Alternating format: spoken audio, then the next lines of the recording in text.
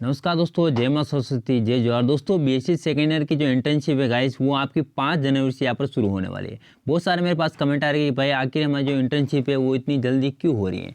तो क्या हमें जो रीट मेंस आएगी उसमें हम शामिल करेंगे या नहीं करेंगे।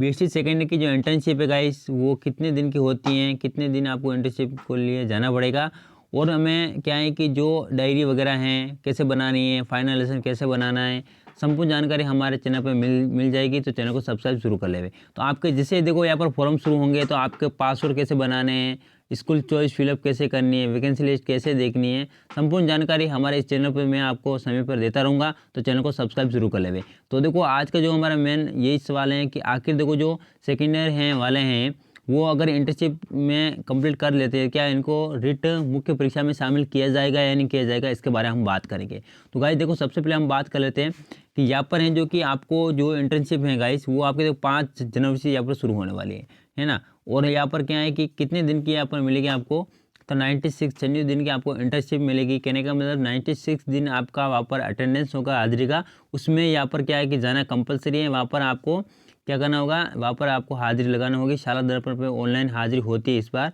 है ना। अब ऑनलाइन होती है, पहले ऑफलाइन भी होती है और ऑनलाइन दोनों प्रकार की यहाँ पर आपको होती है। तो आपको यहाँ पर जाना पड़ता है स्कूल में, और यहाँ पर जो भी हैं वो अपना जाना पड़ता है। अब बहुत सारे बोले भाई मैं तो प्री की तैयारी कर रहा हूँ, मैं क्या स्कूल नहीं जा सकता हूँ, नहीं जा सकता हूँ। ये देखो आप पे डिपेंड करता है, स्कूल वालों पे डिपेंड करता है। आप वैसे सर को बोल देना कि हमारे क्या है कि प्री के एग्ज़ाम आ रहे तो हम तैयारी कर रहे हैं इसलिए नहीं आ सकते हैं, तो कोई दिक्कत वाली बात है नहीं, वो अटेंडेंस भर देंगे, ठीक है। तो इस तरह से आप देखो क्या है कि अपने इंटर्नशिप के साथ साथ अपनी जो क्या है कि जो आपकी इंटर्नशिप के साथ अपनी प्री की तैयारी भी आप करते रहना, और आप क्या है कि रीट के लिए एलिजिबल माने जाओगे पात्रता के लिए, ठीक है।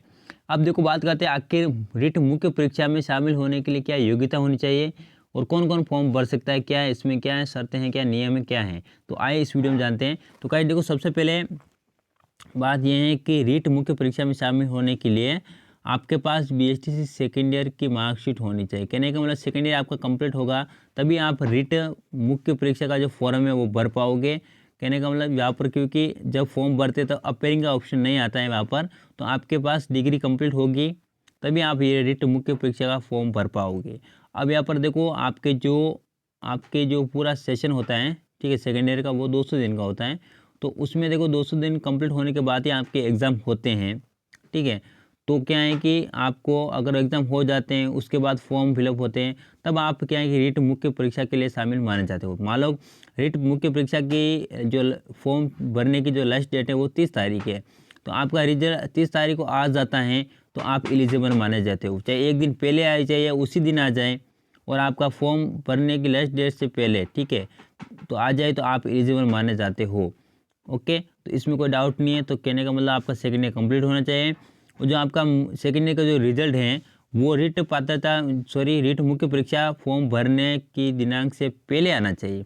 30 को है आपका लास्ट डेट, ठीक है, मेंस फॉर्म की, तो आपको 29 को आना चाहिए, या फिर 30 को भी अगर आ जाता है ना तो आप यहाँ पर डेटा फिलअप कर पाओगे। कहने का मतलब आपको डेटा फिलअप करना है। आपका रिजल्ट आ जाता है तो आप रीट मुख्य परीक्षा के लिए शामिल हो जाते हो। अब देखो अगर ये रीट जो मुख्य परीक्षा है इसके फॉर्म अगर जल्दी शुरू हो जाएंगे तो आप यहाँ पर क्या है कि आप परीक्षा नहीं दे पाओगे। अगर लेट शुरू होते हैं तो आप क्या है कि फॉर्म भर पाओगे और आप एलिजिबल माने जाओगे। अब आखिर आपके 200 दिन कब कंप्लीट होंगे, देखो अभी यहाँ पर मान लो जनवरी के आपके यहाँ पर मान लो इंटर्नशिप में आपके हो जाएंगे कंप्लीट यहाँ पर कितने, ठीक है, मान लो जनवरी आपका सेशन सेकेंड का शुरू हो चुका है। कहने का मतलब जनवरी तक आपके 30 दिन मान लो, ठीक है, इंटर्नशिप वो प्लस जो आपके दिन सेशन शुरू हुआ सेकेंड ईयर वाला वो, उसके बाद फरवरी 28 29 जो भी हैं, ठीक है, 28 मान लो। और यहाँ पर क्या है कि यहाँ पर मार्च आपका जनवरी फरवरी मार्च 30 दिन का, तो 30 60 2, ठीक है।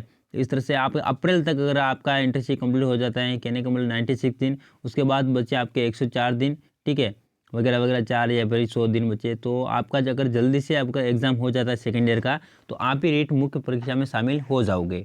तो अब यहाँ पर क्या है कि सरकार क्या करती है, कितना जल्दी करती है, कहने का मतलब 200 दिन का कंप्लीट होने के बाद ही आपके एग्ज़ाम होंगे। तो आपका जो डाउट है वो क्लियर हो चुका होगा। कौन फॉर्म भर सकता है, सेकेंड ईयर जिसके कंप्लीट हैं वो फॉर्म भर सकता है।